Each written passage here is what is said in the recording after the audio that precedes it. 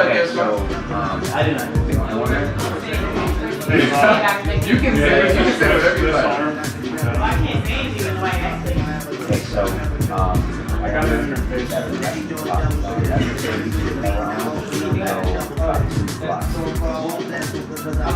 It's still in her face.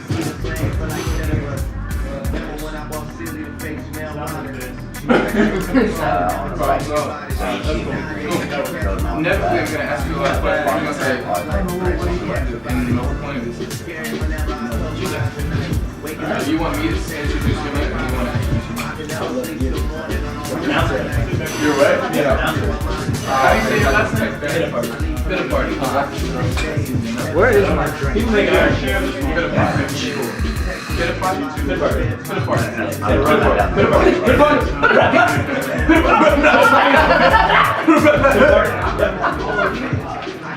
Okay. They say that there are 3 levels of conversation. Level 1 is when people talk about other people. Level 2 is when people talk about events. There's nothing wrong with either of those, but this is Level 3 Studio. Level 3 is when people talk about ideas and what is possible. Welcome to Level 3 Studio, aka the Innovators Oasis, aka Chef's Kitchen. Did he leave? He stepped out. Oh, man. Ruin the moment. Right. Where we feed your body, feed your mind, without a doubt, feed your soul. Let's take a toast. There we go. Truly, I could never overstate it. It means the world to me that each and every one of you has decided to spend your evening with us, having good conversation, having good food, and just being together. So cheers to that. Cheers. So generally speaking, right, there's 24 hours in a day. Yes. In a perfect day, in your perfect day. What's up, Tay? In your perfect day, or the last you can remember that you thought you said this was a really good day. What did you spend those hours doing? Oh man, that's a good question. I think it would come down to spending meaningful time with other people. I am a social goddamn butterfly, and I think that all of the most rewarding experiences in my life have come from being able to share them with other people. I really buy into the whole no man is an island type of stuff. Yeah. And I think the perfect days in my mind are ones where I've been able to grow from the people I've been with, when I've really been able to connect from the people I've been with. I mean, there are days if you spend your whole day with brutal people, you're really not, You realize that. Yeah, that is not a perfect day, right? Right. I mean, we talk about how we kind of feed off of other people's energy, right? And there's some people who are energy vampires. They're taking a lot of energy from you, and there are people who give that energy back. And so I think when you and other people get to come together and create something special and expand the amount of energy that you all came in with, those are the days that really end up perfect. My best days are when I don't do anything on my things to do list. And today was one of those days. And I literally had a student who I've been trying to get in contact with for like 2 years. He dropped out of high school and just showed up. It was like, I'm ready. Yeah, showed up to my job and was like, I'm ready to get my life together. Like, what do I need to do? Wow. I was just like, well, yeah, screw the list. Let's do it. That's what it's about. Yeah. And yeah, 8 hours. Like, I mean, I had a list of things to do, but that 1 hour was the best part, and I'm done. Like, I went home. I came to you. Yeah. I work in threes, so like, Me too. like three categories. Yep. In personal, I had to add another 4th one in because like the finances kept like getting deprioritized. So I was trying to find an elegant way, and then it just needed its own category. But yeah, I work in threes, and for personal or professional. 3 categories three. for both? Are they different for each? Or what? They're different for each. Okay. Yeah. Oh God, this is like embarrassing. Well, you already told us what you were doing in Cuba. Professionally, they are community innovation and sustainability. So all of our goals are aligned to those, and then we have metrics broken down. And then personally, they've actually evolved because I had to go to 4. So then I was like trying to get really poetic and was like, well, I should go to like the 4 like elements. And so they're kind of like element based. So they're like fire, which is like passion. Like, what are you doing for your passion? So like, are you reading? For me, are you reading? Are you writing? Are you dancing? Are you whatever? Right. Earth, like financial sustainability things fall under that. Staying grounded. Wind, which is more like, God, I always screw this one up. I know. Water is health. Like, am I taking care of myself? And then wind, I can't remember what I put under that. This is like probably the one that I've let fall. Can you send me this Captain I Captain Planet thing going on here. Definitely. I need this All the, template. yes. My new tattoo. Okay. Yeah. Okay. I like Perfect. the earth one. If you want to, go for it. I'm So, just saying.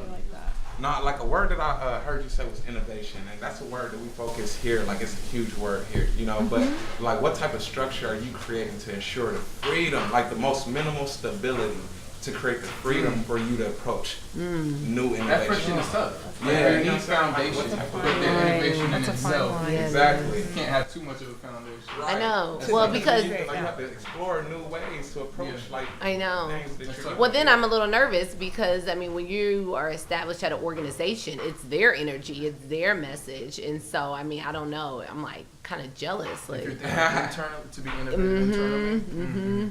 I'm just like, well, how much freedom do I really have? Like when, like you said earlier, you have goals. You have like matrix, and you're being measured by that professionally and relating to performance. How do you do you test it? How have you? You push that boundary? No. You kind of. You guys are challenging me now. Yes. Like, I would have still been at work. Amen. So I guess I don't Yes. push the boundaries. So that's actually exciting. Thank you. Let me ask what Miss Ann. What do you feel like most keeps you there? Keeps me there. Yeah. Oh, like those testimonies today where that student knew where to go. Like, he's like, no matter what, he didn't care what time of day, he knew Miss India was going to be at her desk and was going to be available. And so I'm just like, well, what else would I be doing? Yeah. And I know you watch on the news all the time and all these strikes, and they're like, educators are not getting paid enough. And I mean, obviously I didn't get into the industry for the pay. So it's just but that I can go to sleep. Like I'm going to sleep peacefully tonight because I knew I helped that young man. Well, I'm gonna put you on the spot, man. Only because we had this conversation for quite a while. To Pat's point, are you conscious of that? Do you try to go about that in terms of knowing that structure and foundation are critical, but that to innovate, there's a unique space there. How do you? I mean, I think the thing about structure is it can be simultaneously something that supports you and something that confines you. You know, I think about my school. You know, there are a lot of things that, where they place limits on your personal autonomy and like how much you can really change things up. And part of that is in the service of the students, right? Like having a consistent goal, and then certain things that you shouldn't necessarily be able to do in a school setting, right? You know, we have some of those rules for a reason. But at the same time, you don't know yet. But the yeah, been 18 years. No, yeah, exactly. The principal knows. You know, I'm still like, why isn't this a good idea? Why aren't we doing this? You know. But I think at the same time, like if you want to bring in, a new idea, it's something that, I think the structure creates limited openings through which you can drag your new ideas. And some structures are more open to new ideas and can more easily incorporate them. And then other ones you have to like gradually work your way through. I think about it like getting not on this foot, but getting a shoelace through a shoe hole. Like sometimes it takes like a very slow coaxing to get it through. But the hole is there. Yeah, it's there. It exists, and you can get stuff through there eventually. But you have to do it very slowly. You have to do it very gradually. Whereas other places, are like an open door. You just walk right in, like you can make that change happen. And different kinds of organizational structures are useful for different kinds of institutions, right? Some institutions need to be more available to innovation. I'm sure you can speak to this as someone who works in the startup scene, right? Like startups are, fail if they cannot accommodate rapid, fluid change. Whereas more traditionally established businesses kind of like set their model and heavily double down and invest in that model. And like, we're not going to change this a ton because this is our bread and butter. This is how we work. To your point, from your perspective personally, just your experiences, what do you feel like might be one of the biggest misconceptions in that space around startups, around your experience with startups, structure, positive, negative, too much, too little? Great question. Yeah, I know. That's a great question. That's deep. I think from my perspective, and like for some context, like I run an innovation lab for education, right? So this is literally our bread and butter, what we do. And I happen to be, as I said earlier, a highly structured person. So, I mean, I think for me, it definitely constantly is that balance or that dance of trying to find the nuance between where structure can be conducive and supportive of radical innovation and where it can become constraining. So, like, And it's really hard because one of our other core pillars is community. We constantly believe that you have to, similar to most startups, you have to be listening to your end users, you have to be listening to the customer. You have to create a framework of dynamic and iterative feedback so that you are iterating and changing.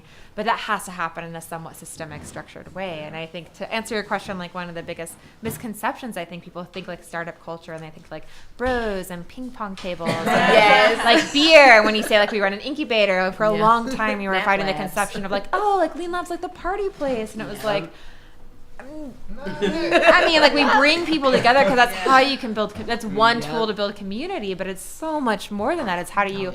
That's just the top of the funnel, and how do you inject and infuse and distill all the like beautiful kernels of wisdom and ideas into something that's really palpable and real. And the reality is that like entrepreneurship and innovation is incredibly hard. Like it's like and like my founding story, like everyone I know, it's like you are giving up everything. You're going in debt. You're giving up every sense of security you had. You're putting your personal reputation on the line. You're oftentimes putting your personal relationships on the line because the dedication it requires that much that it's not like, yes, it has a perception of fun and games, but it's so much harder than that.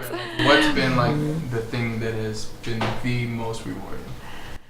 I think like similar to everyone else is saying, like we innovate in the K-12 education space, and like that moment when you see, like I got a text today from one of our alumni who got $120,000 grant for New School Venture Funds for being a founder of color. That's like training students how to be diverse leaders. I mean, it's those moments when you go, last month was at a school site where they're drilling in a new technology onto a school bus to measure the systems. It's those moments where you see it coming into fruition and it becomes very, very real. Like, oh, this is going to have impact, and I see that impact happening. I'm such a big believer in like celebrating wins. Oh yeah, small wins, medium wins, big wins. And it just kills me though, because I feel like sometimes students think I'm the dream killer because they're like, I want to be an entrepreneur, and I'm like, whoa, that's harder. Just go to school.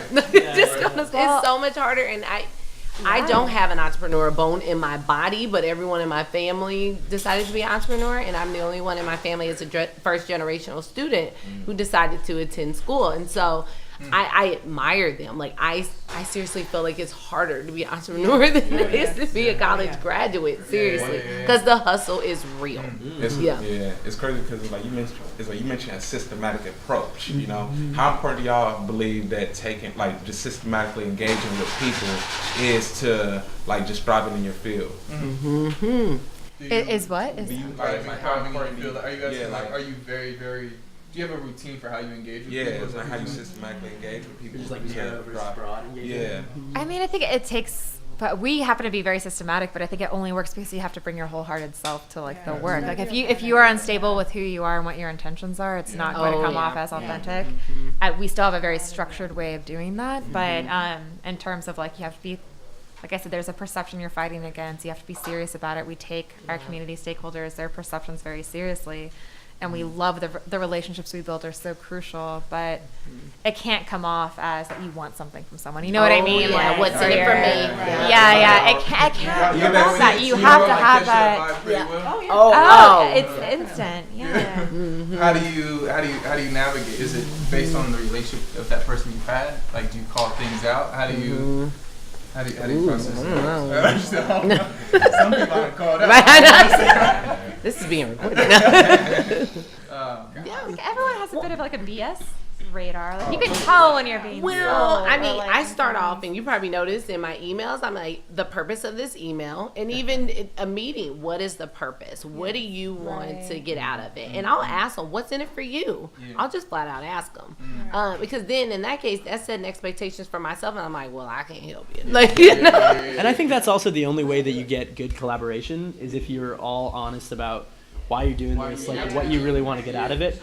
Because it's when those interests align or link up in a meaningful way that you can actually like work together, you know, like, because if you have unclear expectations or you think someone's doing something for some reason, you know, I'm a big believer in the idea that purpose drives practice. And so if you're really clear about your purposes, then you're actually going to be able to do the work that you want to do.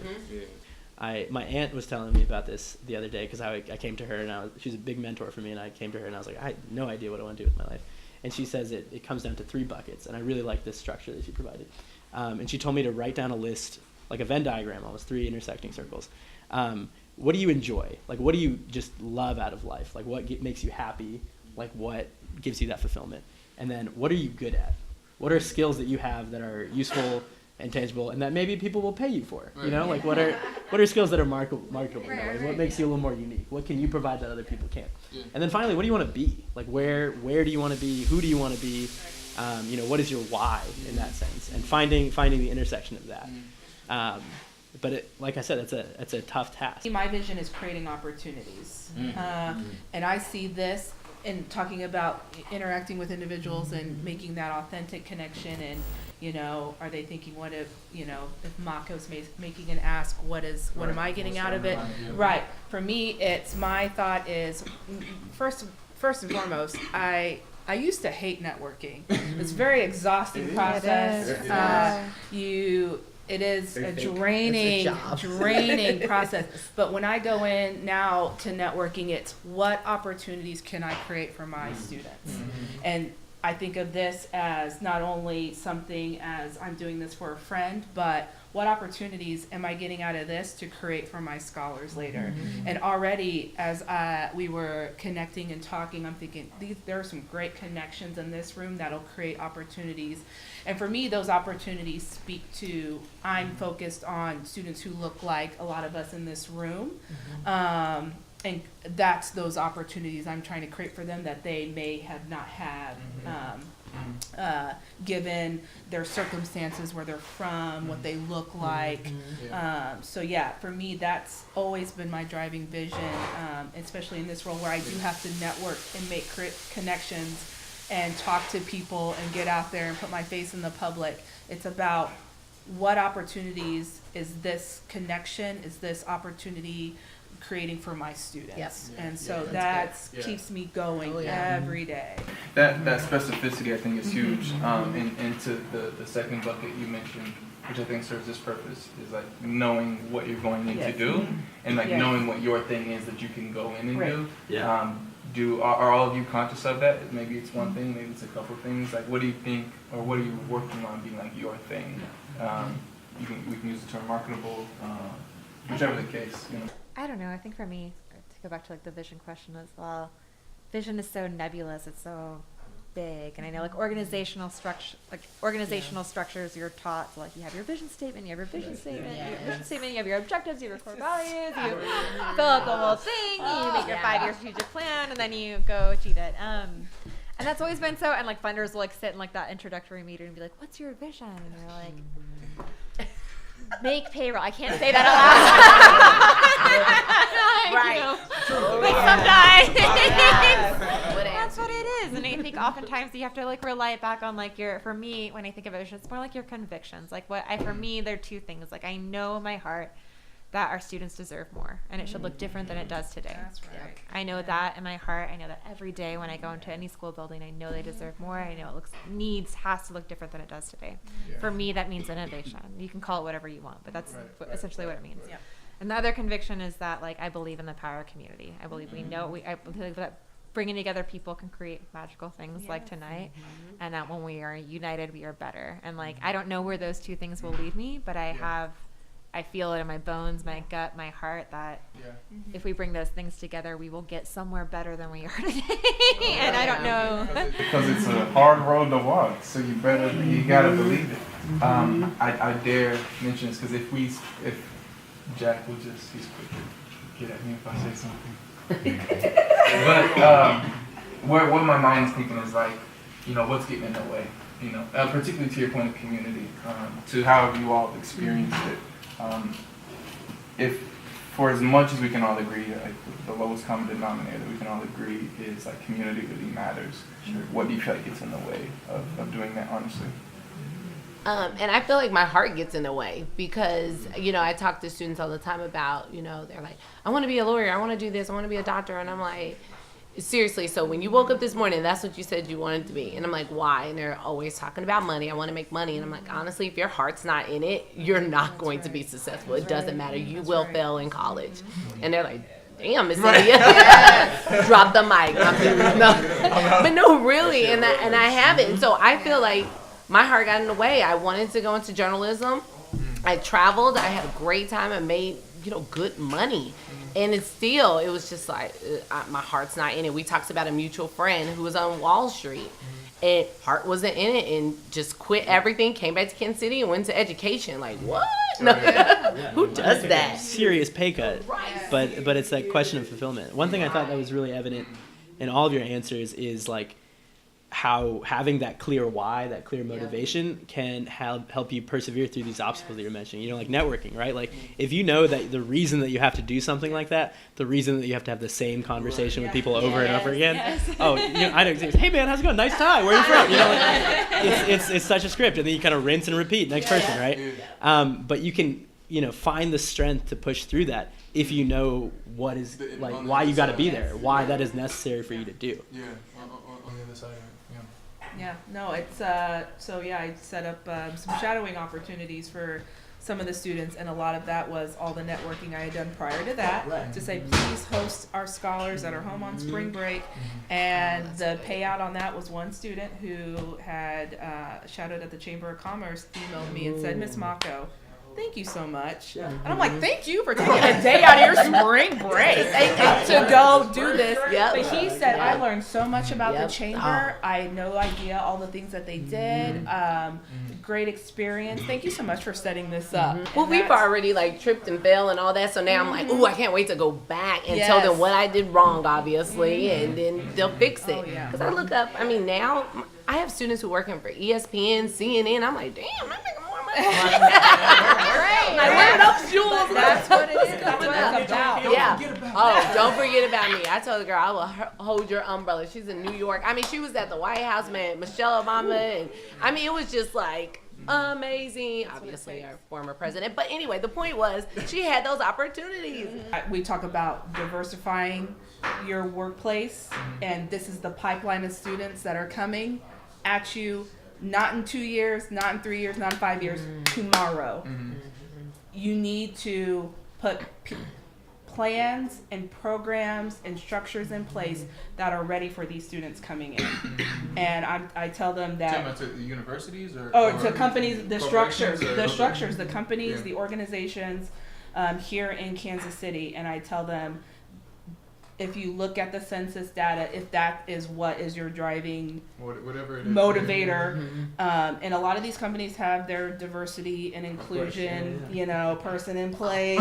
It's all talk. And so I'm trying to say, because for me, I feel like I'm not doing my part if I'm not telling these companies and organizations, you need to start preparing now. You need to start doing the walk. Because if I'm sending these students into organizations and structures that are not prepared for students that look like them, then I have not done my part. I don't know if we heard about the Kansas City Star article where young Black professionals came to Kansas City ready to work, and they were like, this is, we don't feel welcomed here. We don't feel like there's a community for us.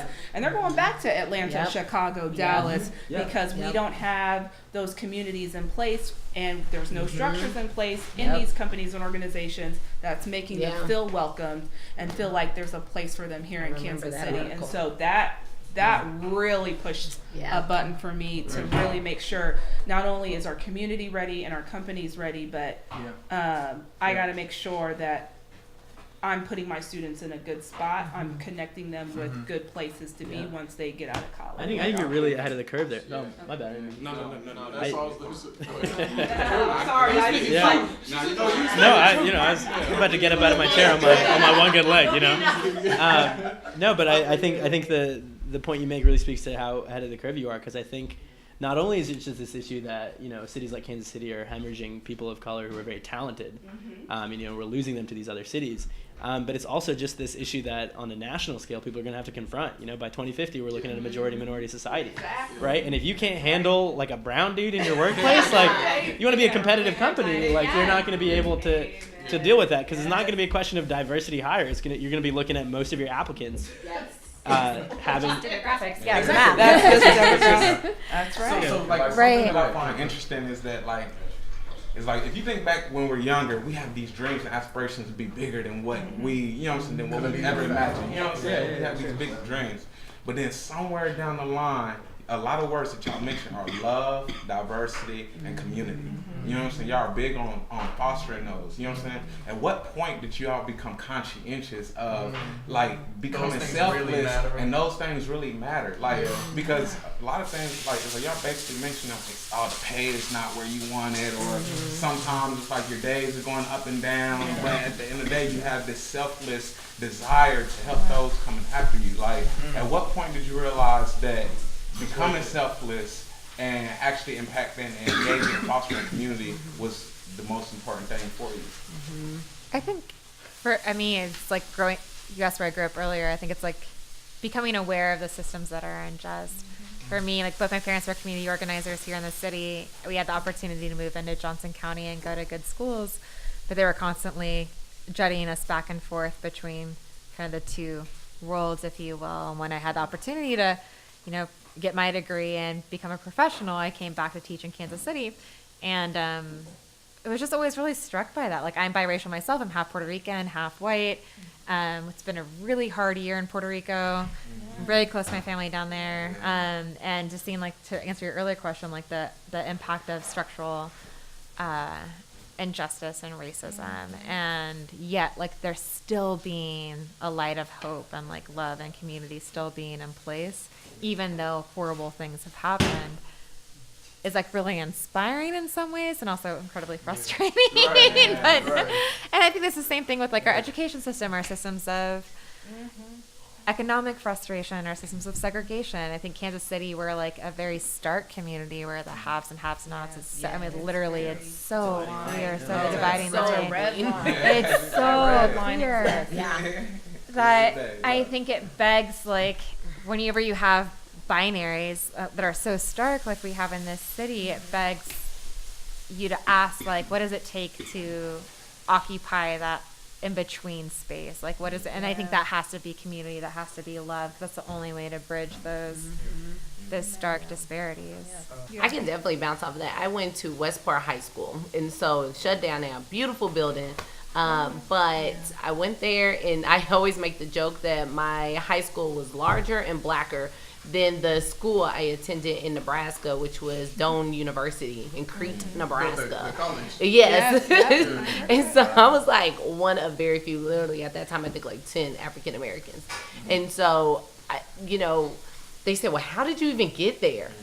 My white counselor, a little white lady, took a white van full of black kids and drove to Nebraska. And the first thing we thought when we got off got out the van was like, dang, they have grass? Like, what is this place? I mean, it was beautiful. And I was a big fish in a small pond. And literally my face is still plastered everywhere on that campus because I love it and I go back often because I know. And still, even as a college director, I make sure that I send students there to visit just because I'm like, get out of it, out of Kansas City. It's only 4 hours away, but it's a whole new world in Nebraska. Yeah, right. And I mean, yes, was there racism? Yes. Did I march? Yes. Did I do all of that? Yes.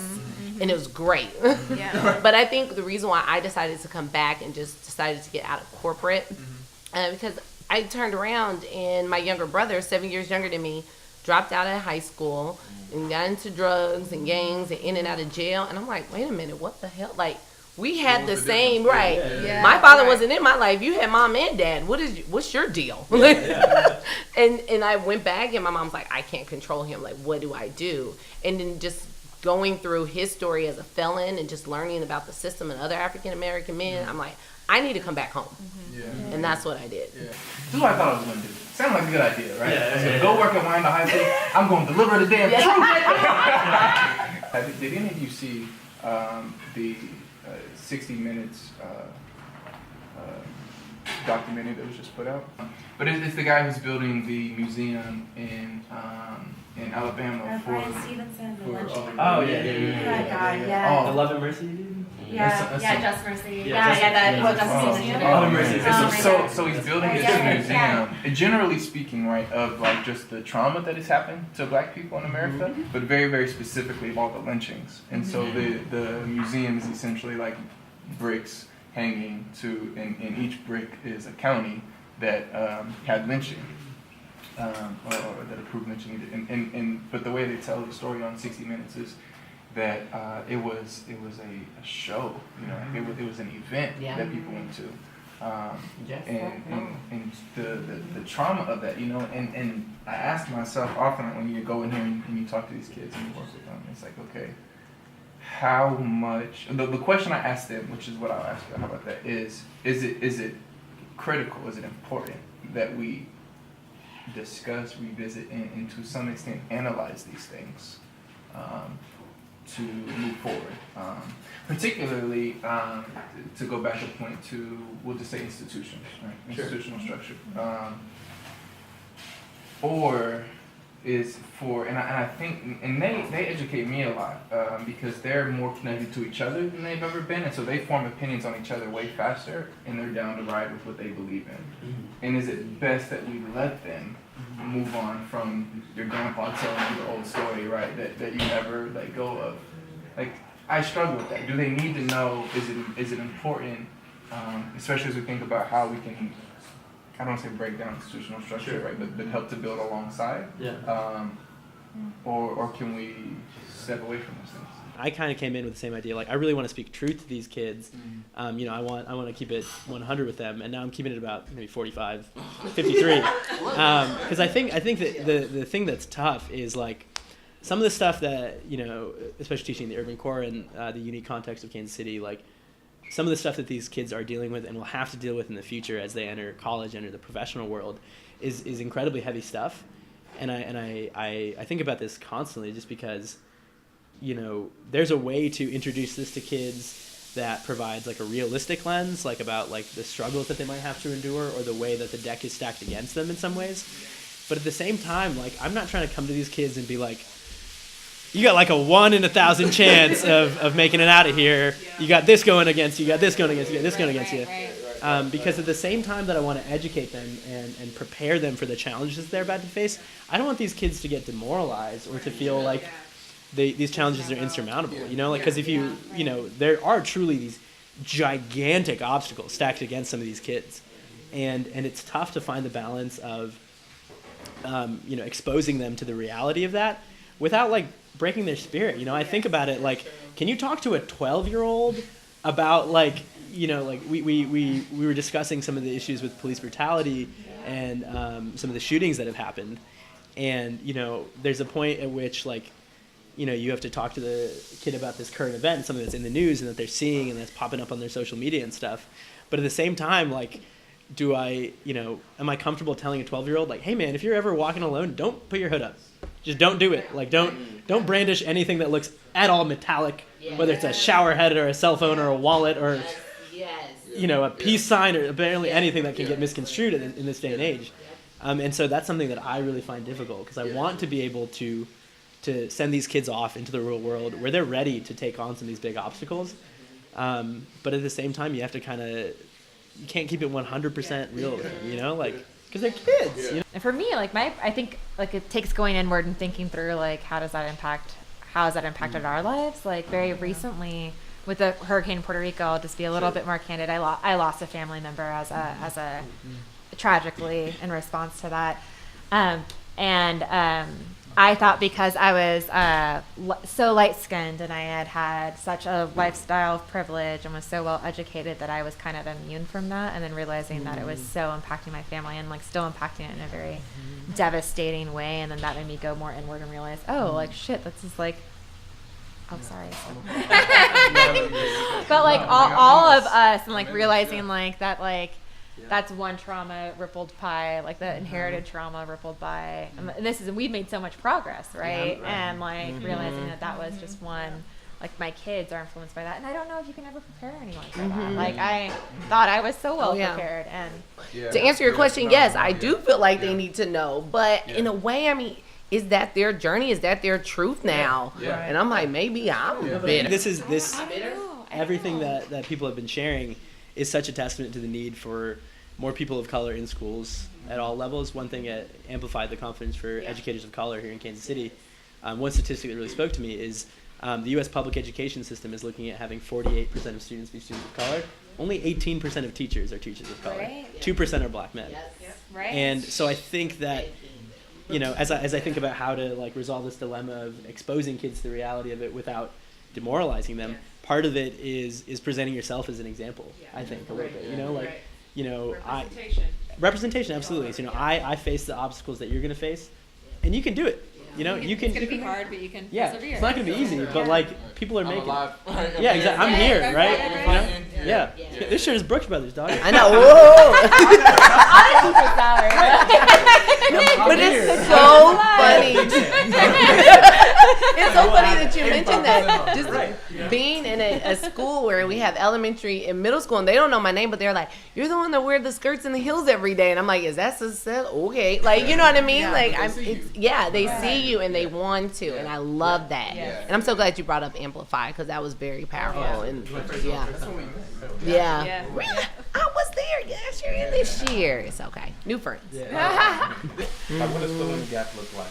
Because it's like, I know sometimes like, we're often stressing on buying black or supporting our peoples, but it's like we're subconsciously pounding like only support your own kind in our heads. But then when we see the white male supporting only his kind, we get offended. You know what I'm saying? So it's like, how do you fill that gap? Or what does that fill in the gap look like to y'all? I mean, I think this is like a well documented phenomenon in history. Like in the Reconstruction era South, they would talk about the double burden of taxation on black communities, because newly freed black families had to pay taxes that were going to the public education system, which was only for white people. Right. And then they would also chip in, just as a community, to black-only schools or to schools that were set up by those own communities to take care of themselves. And I think this is something that is true about most minority communities in the United States, right? Not just the black community. You look at how many cities have Chinatown, right? Like, that exists because these immigrant communities came to the United States and found that they did not fit in the structure that was originally designed for privileged white men, typically. Yeah, and it's this kind of thing that has come from this pragmatism, right? In this ideal world, we've got America's the melting pot, and we're all getting along, and you got the college brochure of every color of the rainbow, Right, exactly. You got like me dapping up a white guy while an Asian guy looks on the corner like, like we're all hanging out. It's cool, right? I'm sure. Yeah, no, I bet you are. I'm sure you are ever present. You're feature prominent. Exactly. I'm sure they got you ever. You're famous on that campus. I believe it. But I think it's been this structure where the institution has kind of failed the community, and so the community has to fend for itself, right? Like, I think thinking about going back to like buying black and supporting minority-owned businesses, like the 2008 financial crisis decimated something like 90% of black wealth in the United States. It hit communities. Yeah, you can look at the data. It decimated communities of color far harder than it did white communities, and that's why often, even within the larger economic structure of something like capitalism, right, just buying and selling stuff, there's an incentive to try to take care of your community, because if you don't, who else will, right? Capitalism is so heavy, and I think it has to go beyond just buying black or buying brown. It has to go into how are you investing? How are you accessing power? How are you redirecting power? How are you buying up things like energy just got privatized in Puerto Rico. Most people don't know that. All of the wealth got sold off to debt vultures. Like, how are we thinking about this and repositioning ourselves to reinvest in our own communities? And the gentrification that's happening in Kansas City is a great example. Yeah. People buy. Took my answer. Right? Or no. I mean, how do it's not just buying black or buying brown. It is visioning the future and positioning yourselves to be more aggressive, more. I hate to say play the game, but that's really I think that's where it is. The way I was gonna say is like, how do you? Because most of those things we hear about after they've happened. So right. How do you get in on the conversation, play the game, whatever, just really. Oh yeah. Yeah. How do you? There's this all women, and I want to say women of color, but I don't want to put a stamp on it. But there's an organization called Sister Circle, and it's associated with the Black Community Fund. And a group of, where you have hundreds of women that get together, and we don't meet all the time, but we contribute up to like $200 each. And then at the end of the year, we invest in a nonprofit here locally within the urban core. And so I've been actively involved in that. And then financial management. I know students are tired of hearing it, but I'm like, where's your 10%? And I'm like, not just for Jesus, but also, for yourself. And so I'm trying to go a little further and not just say I want a home to have a walk-in closet, but I also want to buy the block. I want to be able to reinvest. Yes. And I live in Midtown. I'm my grandparents' caregiver, and they've lived in this house for 50 plus years. And every week we get a letter wanting, I'll pay cash for this. And I've seen so many families sell out, and I don't mean that term in the negative sense, but they're like, oh, this is a lot of money, and then now they're homeless. And so I said, grandmother, my grandfather's terminally ill, and I said, I want to buy this block. And so now I have to go and educate myself on real estate and all of that. So those are the two types of ways I want to reinvest, and not just, like you said, buy black. I am intentional about that. Yeah. No, with my earrings and whatnot. It is important, but it's just it's so much further than that. Like, if I'm going to call Kansas City my home, like, let's really represent. Yeah. Right. Yeah. 1, 2, 3. Woo! Yeah. Hey. Yeah. Hey, hey, hey, yeah, hey. Woo! Yeah, yeah. From old lane. Hey, check. Woo! So it's Duncan from Olathe, ayy. Born and raised in the era of the pager, ayy. Had many opportunities, but good parenting kept me out of danger. Said my mom gave me birth, the church used to come first, oblivious to my surroundings while my city was taking the pounding in this world of no pity, ayy. I was raised in the ghetto of my city.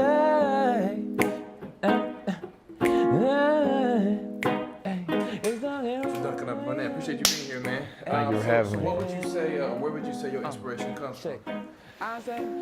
From the time I was 2, knew what I wanted to do. My family is just a musical family. My mom is a choir director, my uncle's a bass player, cousins are drummers, musicians. So I think it's just naturally in my blood first. I remember no lights, I remember no heat. Notice of eviction on our door. 30 days you gotta leave. My mom's telling me don't worry. Flash and smile, spun a story, and I didn't question, cause there was presents under our tree. And full without a doubt, remember seeing my uncle strung out, witnessing cousins suffering, the tears had the skin toughening in this world of no pity. Hey, I was raised in the ghetto of my city.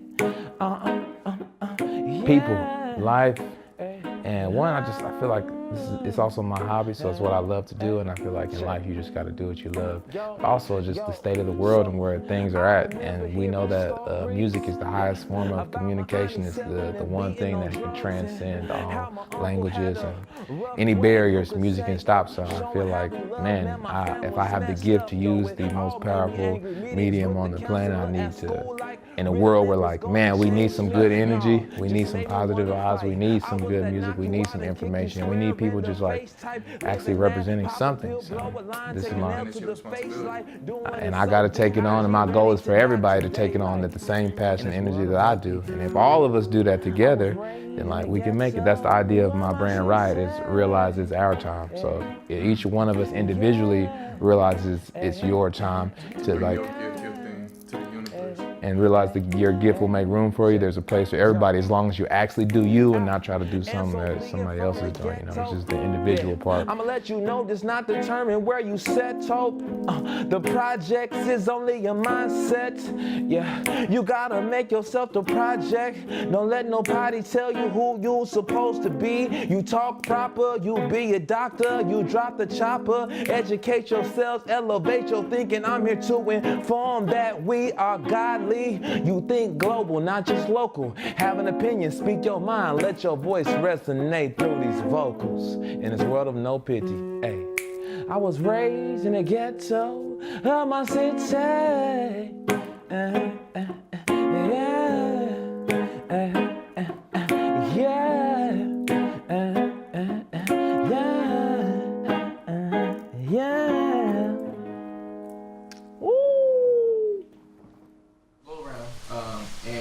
I would like for each one of you to share a part of your story, right? It could be a day, it could be a decade that has really meant a lot to you, that you feel like impacts who you are today and what you've experienced. I'll start so I Yeah. can go to the bathroom. So for me, surprised. yes. So you had posed this question to kind of help prepare us, and for me, knowing and embracing who I am as a half Black, half Japanese woman has really spoken to me. It's not something I embraced growing up.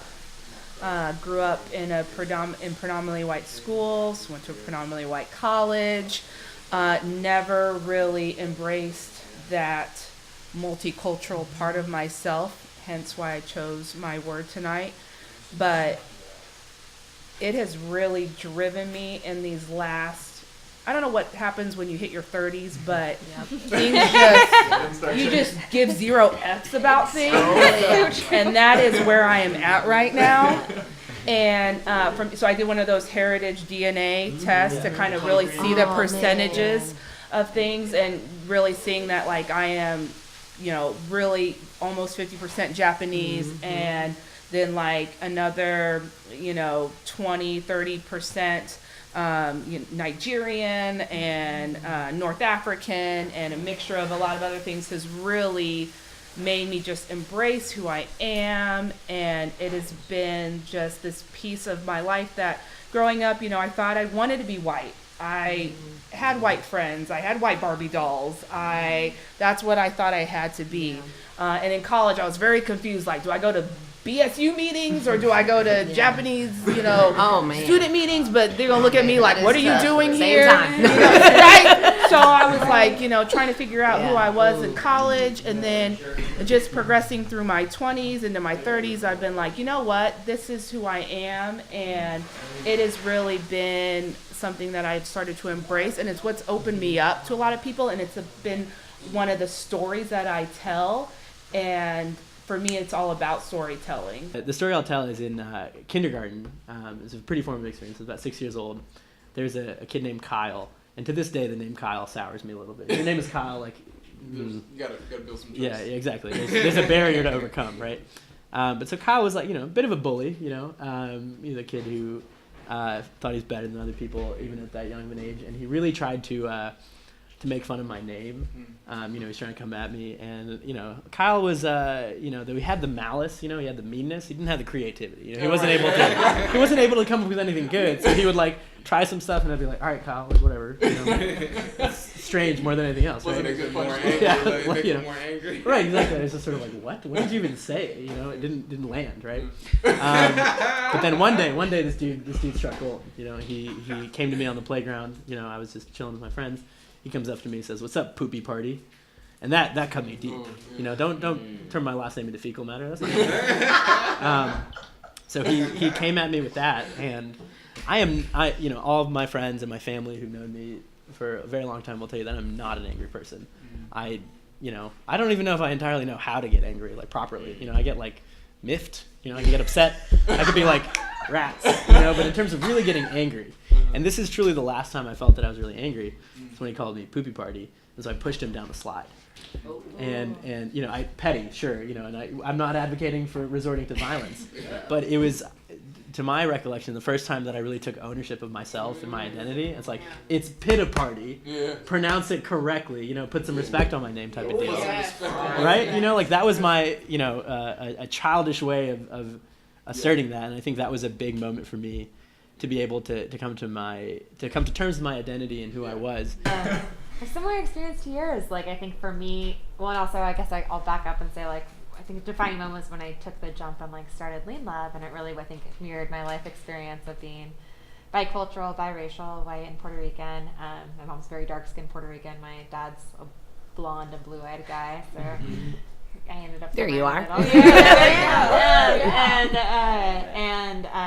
And then always like feeling like I felt falsely constrained by living like a very dichotomous life. Like I was good at math and really thrived in structure, but I was a dancer and I loved creative arts, and like always kind of reconciling these different extremes, jutting across like a white part of town and a black part of town, all these different things that seemed to be should have been in tension, but were just my experience. And I think when I founded Lean Lab, that was very much it. Like, that was that defining moment of like, it doesn't have to be that way. You can bring together creativity and innovation and something as regimented or I don't want to say stale because that's not it, but something as like institutionalized as K-12 education. You can bring together these very disparate parts of like how we conceive things and create something very different and beautiful. So I think that's what always is, I think, and it was that moment of also reconciling my identity and realizing like these things seem very different, but yet here I am. Right. And then just rolling with it, being like, well, whatever. Oh yeah. Yeah.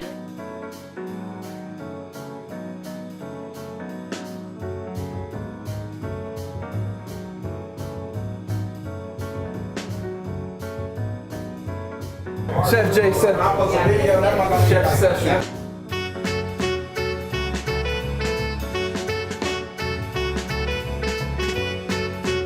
It was one of those days again. I didn't really know what I was making. Finesse God, aka Finesse God. I like that. Yeah, I mean, I just came today. I just put stuff together. Nick had a bunch of different ingredients, so I did my own little rustic take on a chicken pot pie. I call it a chef pot pie. None of that freezer meal. No more freezer meals. Just come to me. Gotcha. I'm here because I like making good food. I like making people happy. I like seeing the smiles on everybody's face when they get to taste my food. And you know, most importantly, I get to try new things with new people that I keep meeting. So it's just a great experience, a great honor, and I'm happy to be here with this guy right here.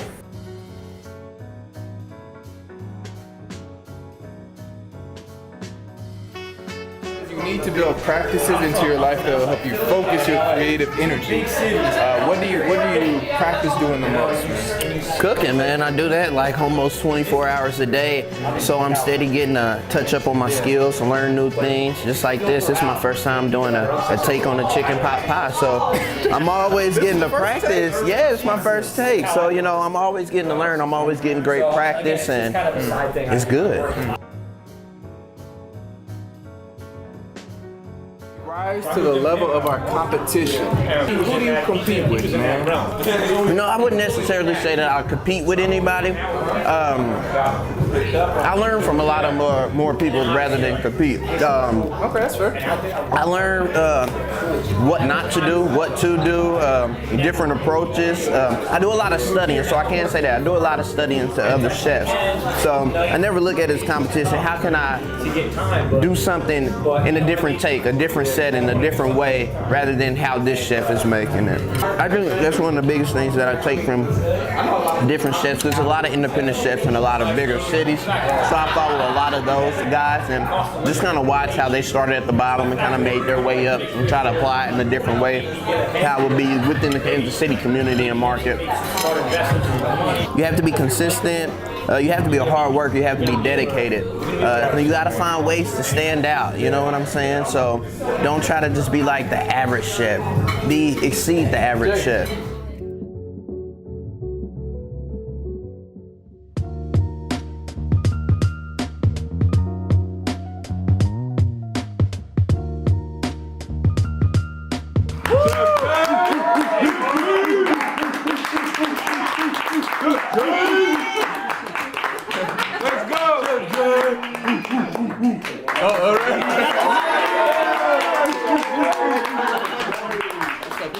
This is you, sir. I'm going last because I didn't. You want to? Oh, okay, cool. All right, Chef J, man.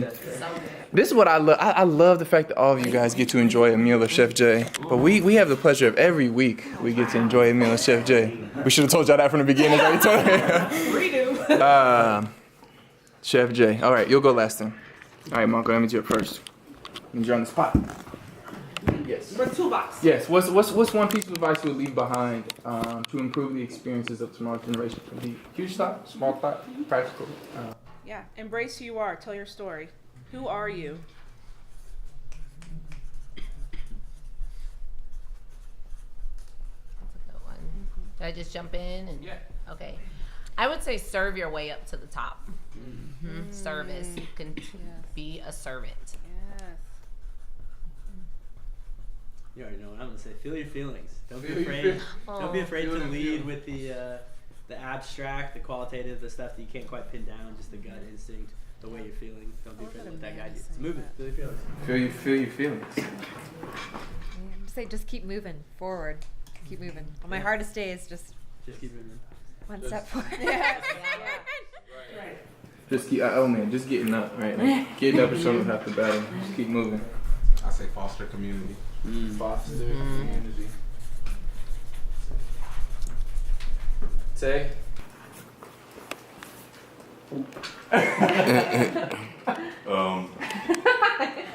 That Barry White voice. I would say, I think this has been touched on, but embracing your reality. Yeah. All right. Dan? Shoot the tag. It's worth time spent figuring out efficiency is worth it. Time being spent. Yeah. So spend your time to save time. Yeah.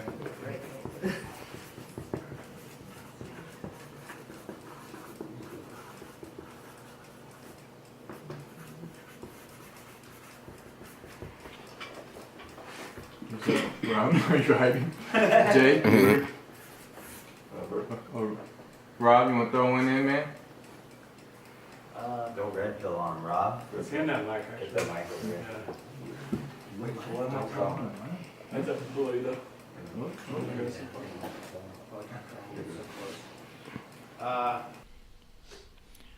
Gotta get through the grind, really. Yeah. And you see results. What's up, Pat? Talk to us. Yeah, what's up, Pat? What was the question again? I'll pretty much leave like a word of advice or some advice for a 16-year-old version of yourself. Wow. I would probably say that like failure is good, and you're gonna fail, and I think that the more you fail, the better you're gonna be in whatever you end up doing. So I would say embrace when things don't go your way. I would say embrace it, because you can always take a positive from a negative, and that's got me through a lot. So I think any 16-year-old should be welcoming of that advice.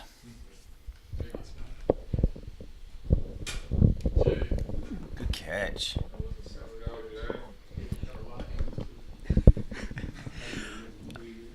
You can create the culture around you. Just look at this.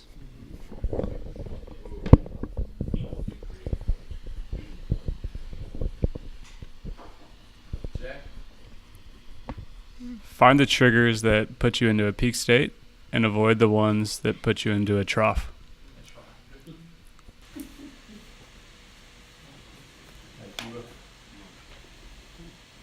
Can't remember if I said that last week.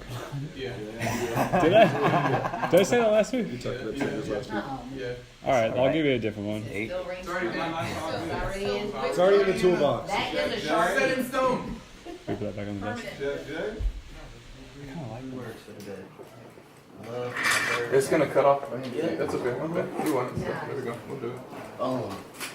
Jay kind of took something I said, but that was good. So I'm gonna go off these two I words. took what you said? Kind of, but play off of it. Love what you do. Be diverse with yourself and surround yourself with diverse people. And hard work beats talent when talent doesn't work hard. Can I put that in like a print too? Marinate. Yeah, I know. You could have it all. That's why you waited to get last. That chef coming out. Solid.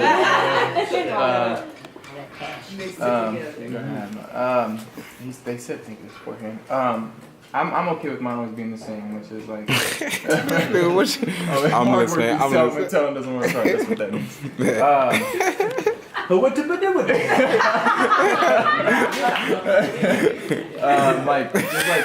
Keep doing what you know is right in your heart.